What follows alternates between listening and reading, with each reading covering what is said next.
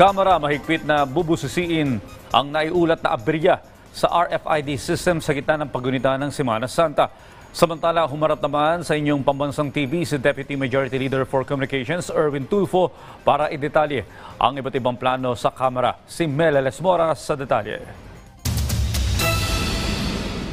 Matapos ang napaulat na pagpalya ng RFID system sa North Luzon Expressway nitong Semana Santa na isa sa mga nagpalala sa daloy ng trapiko, ipinag-utos na ni House Speaker Martin Romualdez ang pagbusisi rito. Sa isang one-on-one interview sa PTV, ibinahagi ni House Deputy Majority Leader for Communications at ACT-CIS Party List Representative Erwin Tulfo na nakatanggap mismo ng mga reklamo ukol dito si Romualdez, kaya't nagpatawag siya ng pulong kasama ang mga opisyal ng mga ahensyang nangangasiwa sa NLEX at SLEX.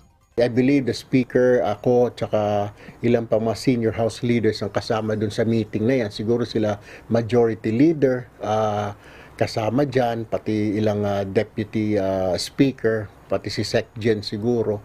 So, naka-break ngayon ng Congress. Siguro within the next, after mga third week, bago mag-opening ang session muli, ipapatawag na ito mga to. Or invite, not ipapatawag, kundi we will invite them. Ayon kay Tulfo, ikinalungkot ng liderato ng Kamara na kung kailan naman dagsa ang mga biyahero, doon pa nagkaaberya sa mga expressway. Matapos ang Semana Santa, tiyak na marami ring babiyahe ngayong tag-init para magbakasyon, kaya't nais silang maisaayos ang sitwasyon sa lalong madaling panahon. Di ba ang RFID para mabilis, hindi ka maantala? Ano pang purpose noon kung may RFID ka pero ibibigay mo yung card kasi hindi nababasa? So, naipon ito lahat. So, tinawagan ako ng speaker, sabi niya gano'n, kailangan siguro imbitahan mo ang NLEX at TRB, pati na rin, sama mo na yung SLEX kasi meron na pailan-ilan na may nagsasabi din sa ilang SLEX sa toll gate, hindi nababasa yung RFID. So sabi ko, sige Mr. Speaker, sabi niya, and then we can probably just invite them para makausap ko sila. And then matanong sila kung anong plano nila because matagal na itong reklamo na ito. Pagtitiyak ni Tulfo, naka-session break man, patuloy nilang tinututukan ang mahalagang usapin ngayon. Sa katunayan ngayong linggo, isang bagong resolusyon ang ihahain niya para maimbestigahan na ang napaulat na umano'y mismatch sparring na ikinaospital ng isang taekwondo student sa Bulacan.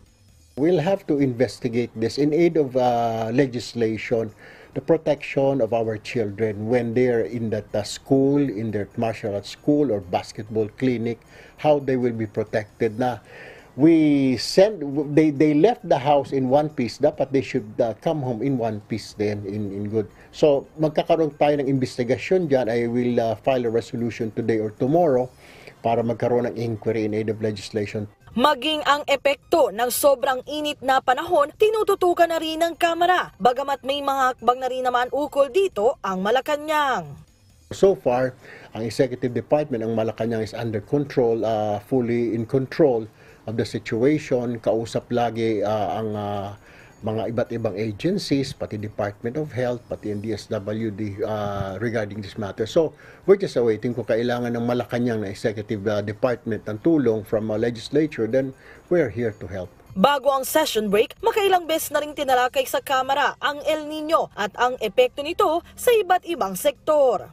Kapag nagbalik sesyon na ang Kongreso, posible ring imbestigahan na ng Kamara ang problema sa init na nararanasan sa bansa.